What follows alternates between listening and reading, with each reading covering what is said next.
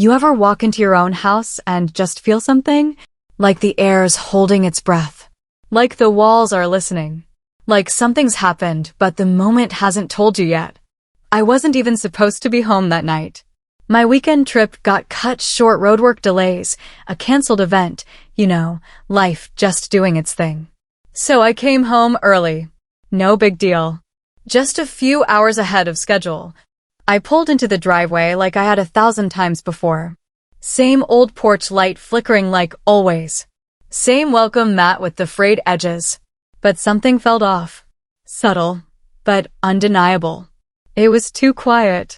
Not peaceful quiet, unnerving quiet. The kind of quiet where you instinctively hold your breath and listen.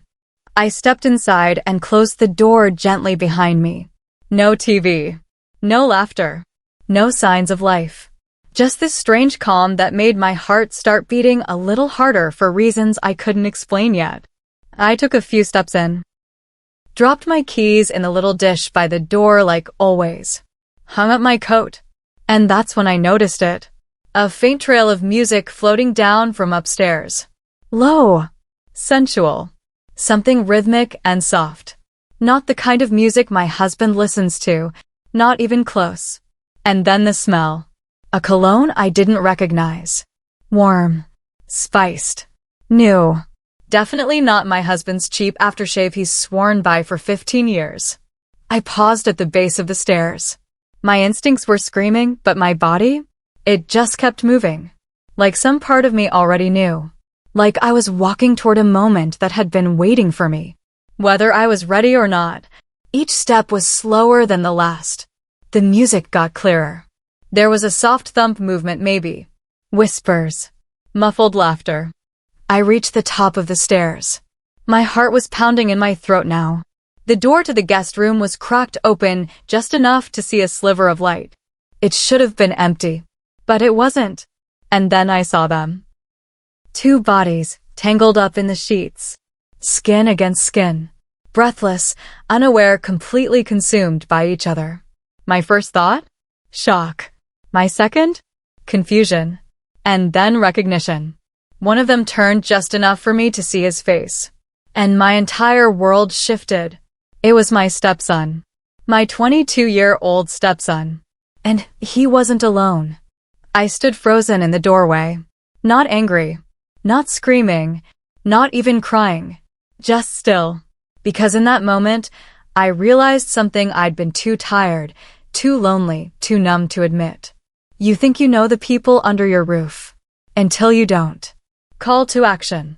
If you've ever found yourself in a moment you couldn't forget even if you wanted to, you're not alone.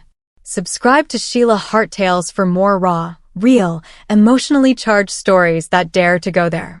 Because sometimes the story you never expected is the one that changes everything. I stood there watching him in that bed and I couldn't unsee it. But the thing that haunted me most, it wasn't just what he did. It was the quiet truth rising in my chest. This didn't start tonight. Not really. It started weeks ago. In the kind of ordinary moments you don't notice until they rearrange everything inside you. I remember the first time it caught me off guard. We were in the kitchen, just me and him.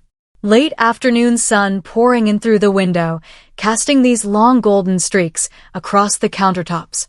I was chopping vegetables, nothing special. He came up behind me to grab a glass from the cabinet. He brushed past me barely a touch, but his hand grazed the small of my back. Soft, intentional or maybe accidental, but it lingered. Just a second too long, and in that tiny second, something in my breath caught. Like my body noticed something before my mind could explain it. I didn't say anything, neither did he, but the energy between us changed. And once it changed, there was no unfeeling it. After that, he started spending more time around me. Not in an obvious way, just close. When I cooked dinner, he'd wander in with a lazy kind of charm. "I'll help," he'd say, already rolling up his sleeves. He wasn't clumsy or loud. He moved with quiet confidence like he belonged there. And every time our arms brushed at the counter, every time our fingers accidentally touched reaching for the same spoon, There was this stillness that followed, a silence that filled the room, thick and charged. He didn't pull away, and neither did I. It wasn't flirting. Not really. It was something slower, quieter. Like a slow-burning fire neither of us acknowledged, but both of us felt. One evening, I dropped a slice of tomato onto the floor. I bent to pick it up, and when I stood back up, he was right behind me. Closer than I expected. Closer than he needed to be. His breath was near my shoulder. And without thinking, I turned my head. Our faces were inches apart. And still we said nothing. But his eyes searched mine, not with lust. With something gentler. More dangerous. Recognition. And that scared me. Because I saw myself in that look. I saw the woman I used to be. Before the exhaustion. Before the emotional distance. Before the quiet years of feeling invisible. In him, I saw someone who saw me, not as a stepmother. Not as his father's wife. But as a woman. That night, when I went to bed, I could still feel where his hand had rested on my hip. Barely a touch. But the skin there remembered. The next few days, I tried to create distance. Tried to be cold. Formal. But it didn't last. Because the more I tried to ignore it, the more it grew. We moved around each other like magnets drawn together, then snapping apart before we crossed the line. But that line, it got thinner every day. One evening, the power went out. A summer storm rolled in fast, and we were the only ones home. I lit candles, made a joke about how eerie it felt. He laughed, and we sat at the table playing cards by candlelight. And I remember looking at his hands, how steady they were. How much they looked like a man's hands now, not a boy's. When did that happen? When did he change? Or maybe it was me who changed. Maybe I was just starting to notice. He caught me staring. Didn't say a word, just held my gaze. And for a moment I didn't look away. That night, lying in bed in the dark, I realized I wasn't afraid of the line being crossed. I was afraid of how badly I wanted it to be. Because deep down, in the quiet parts of myself I kept locked away, there was a truth I couldn't deny. Something was waking up inside me. Something that hadn't stirred in years. And it had everything to do with him. It was just past midnight when it happened. The house was still, so still you could hear the wind playing in the trees. There was no storm, no power outage. Just silence. That kind that wraps around you like a blanket too heavy to shake off. I couldn't sleep. I'd been tossing in bed, my husband snoring lightly beside me, turned away as always. We hadn't touched in weeks. Not even the accidental brushes that used to mean something. It had all turned into routine. Quiet dinners, separate screens, separate worlds. I slipped out of bed, wrapped a cardigan around me, and padded barefoot out to the back porch. Didn't turn on the light. Didn't need to. The moon was bright, casting everything in this soft, silvery blue. And the night felt honest somehow. Like if anything was going to be said, it would be under that sky. I wasn't out there long before I heard the screen door creak behind me. And there he was, my stepson, moving quietly, barefoot too. Like he felt the silence, just like I did. He didn't say anything at first. Just sat beside me, not too close, not too far. We both looked out into the yard. Crickets. Trees rustling. Nothing else. But the silence between us? It was loud. I could feel his presence like heat off a flame. And I knew something had been building for too long to ignore. And then he said it. Soft. Low. Like he was talking more to the night than to me. You're different when he's not around. I turned my head to look at him. Not defensive. Not confused. Just stunned. No one had ever noticed that. Not even me, maybe? You noticed that? I asked. He didn't even hesitate. I notice everything about you. And there it was. No mask. No filter. Just the truth, dropped between us like a spark. I looked at him fully then. There was no smirk. No arrogance. Just those eyes steady, warm, seeing me. Not the version I gave to the world. Not the mom figure or the dutiful wife. Me. And that was somehow more intimate than any touch could have been.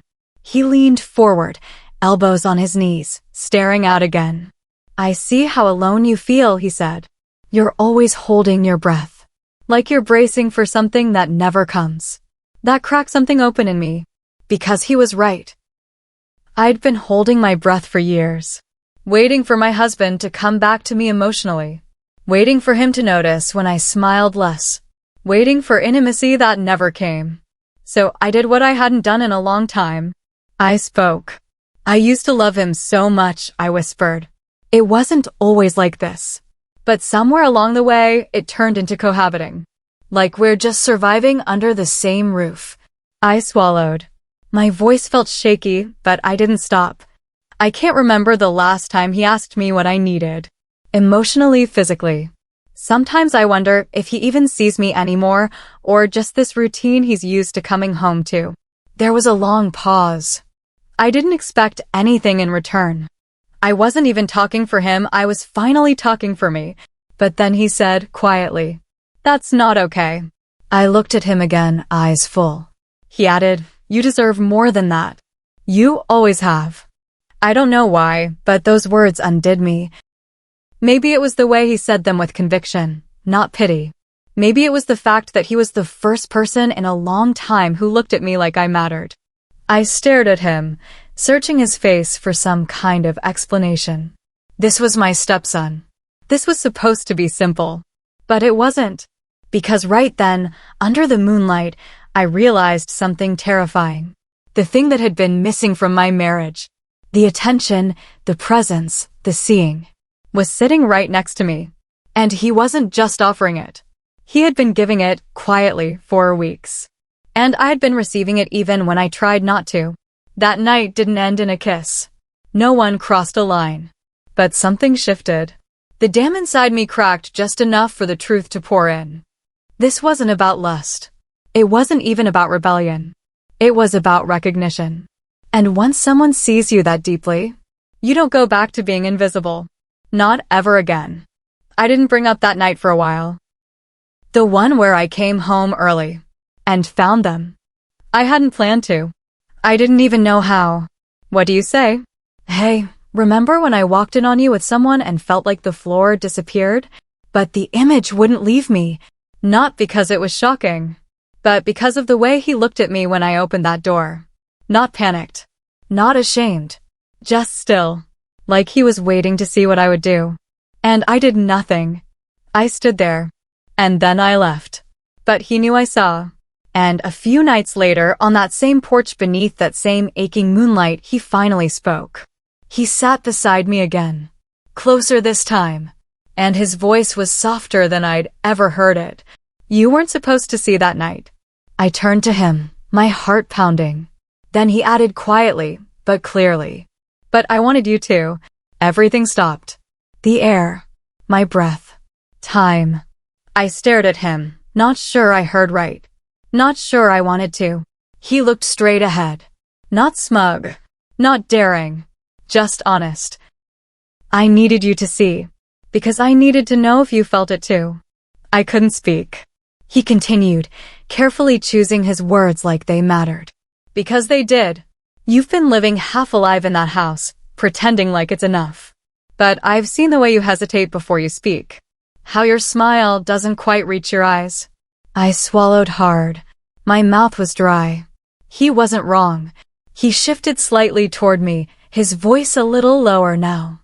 That night, it wasn't random. It wasn't just about pleasure. It was about clarity. I finally found my voice, barely above a whisper. "The girl, who was she?" He nodded slowly, as if he'd expected the question. "Her name is Ava. We're close. But not in the way you think." I blinked. Confused. He explained. "She's someone I trust. Someone who understands this connection, what it means to feel seen by someone who's off limits. She helped me stage that night. She knew why. She supported it. Because she respects you. She knows it wasn't really about her." I just stared. "It was a risk," he said gently. "A big one. But I had to know if you'd look at me the same after. If your eyes would stay on me longer than they should. if your breath would hitch when we were alone again. I needed confirmation that I wasn't imagining all of this. He turned then fully toward me. His knees brushed mine, warm even through the fabric of my pajama pants. And I saw it, he whispered. In your eyes. The way you looked at me. You didn't just catch me. You felt it. I didn't deny it. Because I couldn't. That night had unraveled something inside me I'd kept wound too tight for too long. The shock hadn't come from seeing him with someone else. It came from realizing that I had become the thing he wanted to be caught by. He didn't just risk judgment or consequence. He risked me. My silence. My rage. My rejection. Because he'd seen something in my quiet sadness that made him believe I might be just as starved. Just as desperate to be wanted. It was insane. It was bold. And yet it was the most honest thing anyone had done for me in years. I sat there, trembling, my pulse loud in my ears. The world tilted. The lines blurred. And the truth sat between us like something holy and dangerous. He didn't try to kiss me. He didn't need to. Because I was already changed. And deep down, I think he knew. Once a woman is seen that clearly, there's no pretending she can't see him too. After that night on the porch, I didn't sleep. Not really. I lay there in my bed beside a man who hadn't touched me in weeks, months, if I'm honest. He snored softly, his back to me like always. And I stared at the ceiling with eyes wide open, heart racing. Because my mind wouldn't stop playing that moment on repeat. Not just the moment I saw him with her, but the moment he looked at me. That stillness in his eyes. Like I was the storm. Like I was the reason his world tilted. And that terrified me. Because I didn't look away. Even after I knew what I was seeing, who I was seeing, I didn't turn and leave. Not right away. I froze. And something inside me opened. And I hated myself for it. I kept whispering in my head. What kind of woman even thinks this way? What kind of woman watches her stepson in the dark and feels anything but horror? I tried to push it down. Tried to busy myself with chores, with noise. But the quiet always found me. And in the quiet, that ache crept back in. Not just desire. No, it was deeper than that. It was a craving to feel again. To be chosen. To be seen. I couldn't look at myself in the mirror for days. My reflection felt unfamiliar. Like it belonged to someone else. Someone dangerous. I avoided him. If he entered the kitchen, I left. If I heard him in the hallway, I ducked into a room. He didn't chase me. He didn't corner me. He just waited. Patient. Still. Like he knew the storm had to pass through me before I could face it. And the guilt, it didn't come from him. It came from me. From the fact that I didn't hate him, that I didn't feel violated. If anything, I felt understood.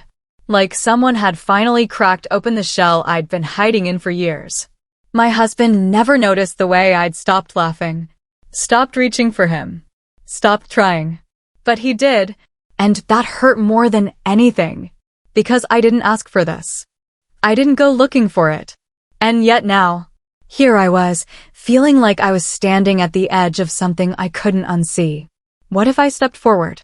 What if I liked it too much? What if it changed me and I couldn't go back? Those questions haunted me. For days. Until one morning, I found myself standing in the doorway of the living room. He was there, book in hand, curled on the couch. Calm. Still. And I broke the silence. I didn't plan what to say. I just let it out. I don't know what this makes me. My voice cracked. He looked up slowly. His eyes were gentle, steady. And after a beat, he said, "It makes you honest." Just like that. Not dramatic. Not romantic. Just real. And something in me shattered. Because I'd spent years pretending. Pretending I was fine. Pretending I didn't need more. Pretending I was okay with being touched like a task and loved like a chore. But he had seen past all of it, and instead of judging me, he offered me truth. It wasn't permission. It wasn't pressure. It was an invitation to be real with myself. And for the first time in a long time, I said nothing. I just stood there, letting myself feel the gravity of what was unfolding.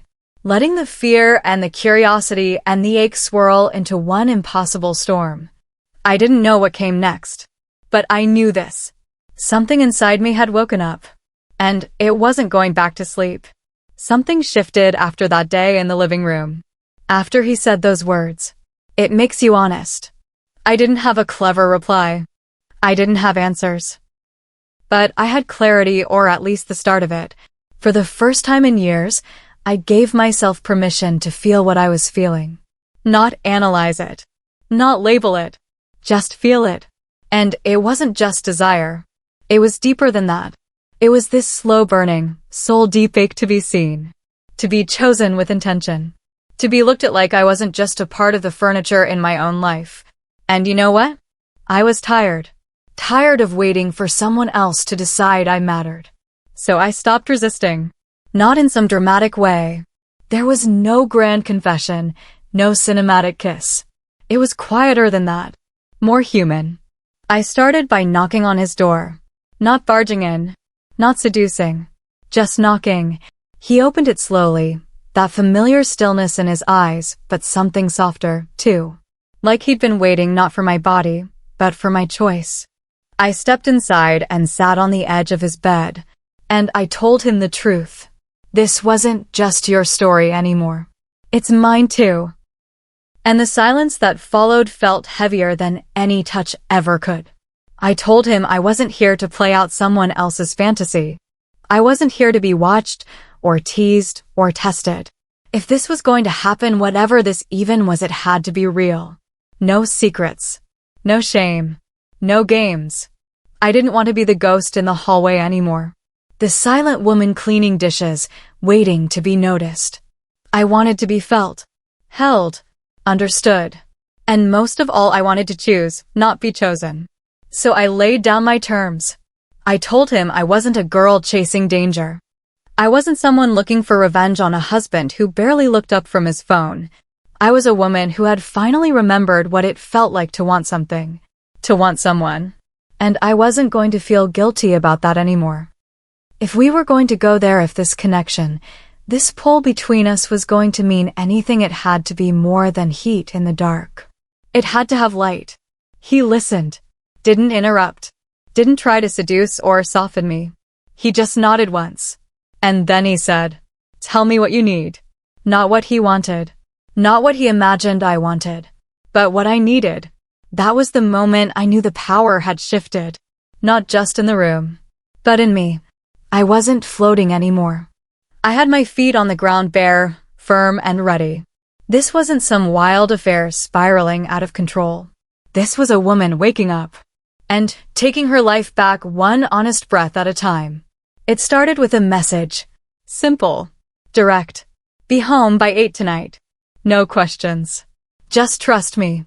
I stared at it for longer than I needed to, not because I didn't understand it, but because of how it made me feel. My hands were trembling, and not out of fear. It was the not knowing, the surrender. The invitation into something I didn't have to plan or fix or anticipate. Just receive. I paced for a while, looked at the clock, walked past the mirror without looking, then doubled back. I opened the drawer where I kept the pieces of me I hadn't worn in years. Not lingerie, not costumes. Just elegance. A silk wrap dress. Soft, charcoal gray with just enough sheen to catch the light. It wasn't flashy, but it fit like it was made for the woman I was becoming. I tied it slowly, paused at the waist, ran my fingers down the fabric, and took a deep breath. No perfume. Just a touch of oil at the base of my neck, vanilla and amber. Warm. Private. Like a secret only I was allowed to know. As the clock neared 8, I felt time slow. The house was quiet. Too quiet. Then I noticed the details. Soft light spilling from the hallway like candlelight, though no candles in sight. Music playing, low, steady. Something jazzy but stripped down. Pure. And then I smelled it. Sandalwood. Not like cologne, more like someone had lit a piece of memory on fire and let it curl through the air. It was his doing, I knew that. He had been here. He had touched this moment before I even arrived. And somehow it felt like a gift. like the space had been shaped for me. At exactly 8:03, the knock came. Not rushed, not timid, just present. I opened the door and there she was. Her. The woman from that night. The one tangled in shadows and sheets. The one I'd tried so hard not to replay in my head and failed every single time. She stood there, framed in gold hallway light, wearing black.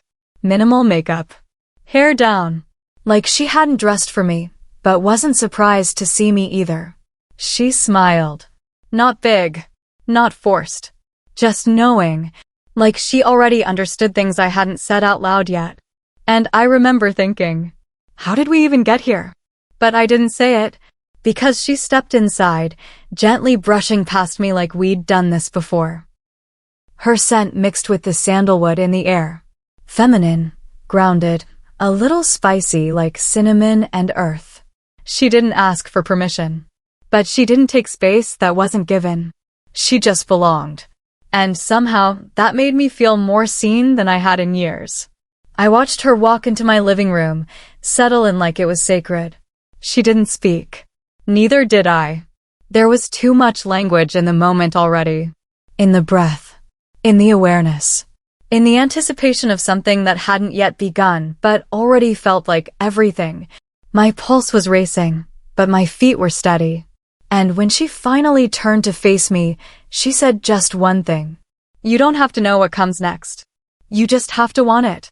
It didn't start with fireworks. It started with stillness. That kind of stillness where everything feels thick in the air. Weighted. Electric. She didn't sit too close at first. She let the space between us breathe. She poured wine without asking my preference like she already knew. And she was right. Dry red. Smooth. Warm on the tongue. Heavy on the chest. We sat in silence. Not awkward. Not calculated. Just open. The music played softly from the other room, something piano-driven. No lyrics. Just tones that pulled at you gently, like fingertips down your spine. We clinked glasses not as a toast, but as a grounding. And then he appeared. Him. He didn't walk in like he owned the room. He walked in like he'd prepared it. His steps were quiet, measured. His eyes found mine immediately, not hers. Not the glass. Not the floor. Me. There was this pause. Like he was waiting for a sign. Not to start, but to enter. To belong. And I gave it without words. Just a soft nod. And something in my chest cracked open. He approached slowly. Deliberately. No rush. No hunger. Just reverence. He kissed my cheek first. Not my lips. Not my neck. Just the place between where it was both intimate and safe. And I remember thinking, this isn't about lust. This isn't about breaking rules. This is about being seen. His hand came to rest on the curve of my waist. Light. Tentative. Waiting. I leaned into it barely but enough. And his breath caught. I heard it. And that made my breath catch, too. He didn't go further. He didn't press. Instead, he sat beside me. Close enough to feel the heat radiate between us, but far enough that I could reclaim space if I needed it. That's what struck me the most. The care. Every move felt like a question. Every glance like a soft, is this okay? And every time, I had the choice to say yes or not. She watched from across the room. Not intruding. Not competing. Just witnessing. Her eyes were soft. Receptive. Curious but never demanding. And as our conversation wandered from music to memory to small flashes of vulnerability, I felt something shift. Not in them. In me. I started leaning in. Not just physically. Emotionally. Energetically. I laughed a little more freely. Tilted my head when he spoke. Let my fingers rest lightly over his for just a second too long. And she noticed. Without a word, she came closer. Not between us. Not interrupting. Just joining. Like a quiet harmony added to a melody already in motion. She reached out, brushing a strand of hair behind my ear. Slowly, tenderly. Her fingers were soft, cool from the glass, warm from the moment. I didn't flinch, didn't question. I just breathed. And in that breath, I felt this strange, unexpected safety. This surrender that wasn't about losing control, but finally having some. Because every moment moved at my pace. Every glance, every inch of space closed between us was dictated by me. I was in the center, not in a spotlight, but like the sun around which everything else gently turned. When her hand touched my knee, it didn't feel invasive. It felt like recognition. And when he leaned forward, his lips barely grazing my shoulder, it felt like worship. They weren't here to take anything from me. They were here to pour something into me, to refill the parts that had gone hollow from neglect, silence, and years of pretending I didn't still burn beneath the surface. His voice came low, near my ear. You don't have to do anything you don't want. I turned to face him, eyes level, breath steady.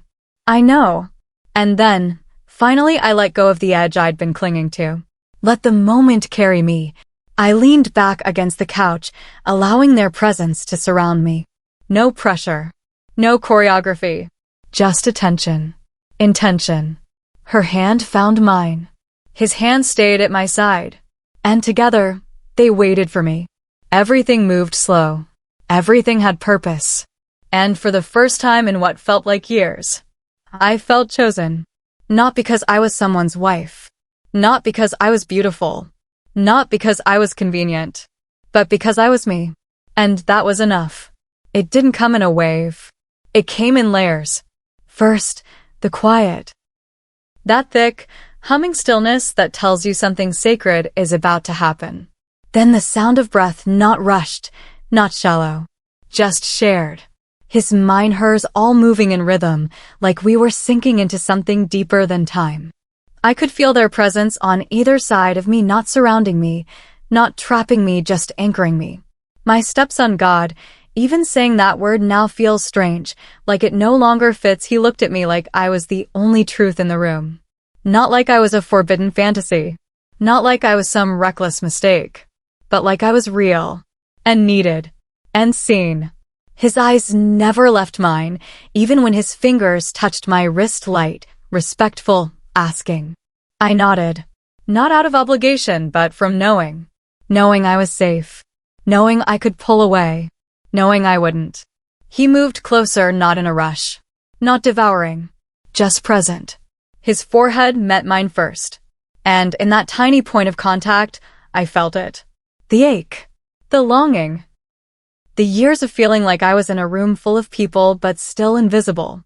Then her hands, one on my shoulder, the other at the nape of my neck, steady, grounding. She didn't try to compete for space. She never once tried to take focus away.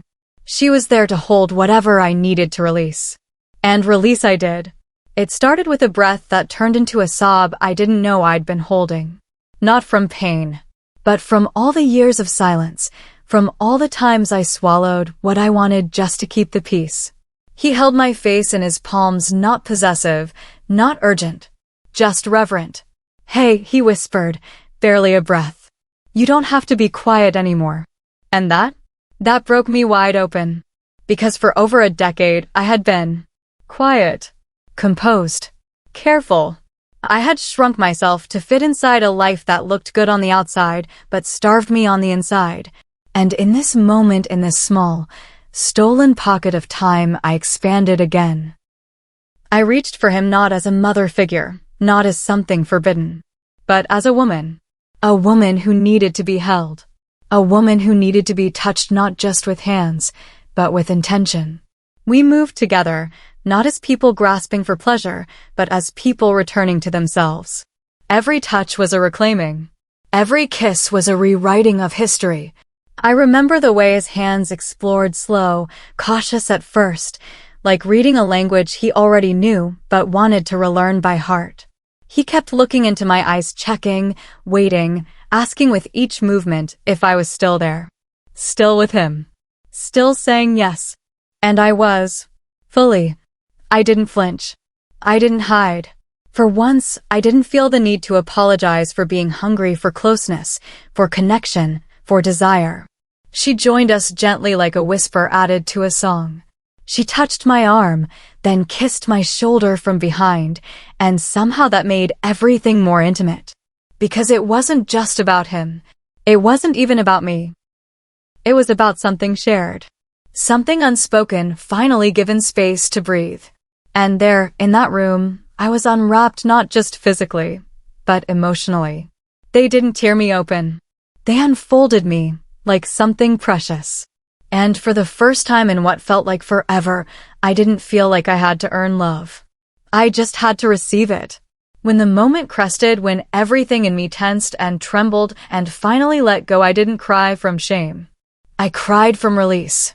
Because the weight of 1,000 lonely nights had finally lifted. And in its place? Warmth, stillness, tenderness. His arms around me, her hand in mine. And silence not empty but full. Full of breath. Full of meaning. Full of me finally taking up space. There are moments in life that don't shout. They don't explode with fireworks or crash like storms. Instead, they settle quietly like a soft weight on your chest that makes you breathe differently. Moments that change everything, not because they're loud, but because, in them, you feel seen. Not just glanced at or noticed, but truly seen finally, fully, irrevocably. Have you ever wanted something so quietly, so deeply, that you almost forgot it was yours to want? That part of you, tucked away in the corners of your heart, whispering, aching, but afraid to speak up? Maybe you've pushed it aside, told yourself it wasn't real or not meant for you. But it's there, always there. This story isn't about scandal or judgment. It's about the raw, messy truth of what it means to be human, lonely, craving connection, desperate to be understood. It's about the unexpected ways we find ourselves, sometimes in places we never thought we'd go. If this story stirred something inside you, whether it was curiosity, pain, hope, or something you can't quite name, you're not alone. None of us are. Subscribe to Sheila Hart Tales for more stories that dive deep, that slow burn with emotion, that speak to the hidden truths we carry. Join this space where we're not afraid to explore the complicated, the taboo, and the intensely real parts of our lives. Because everyone deserves to feel seen, to feel alive, to feel understood. Thank you for listening. I'll see you in the next story.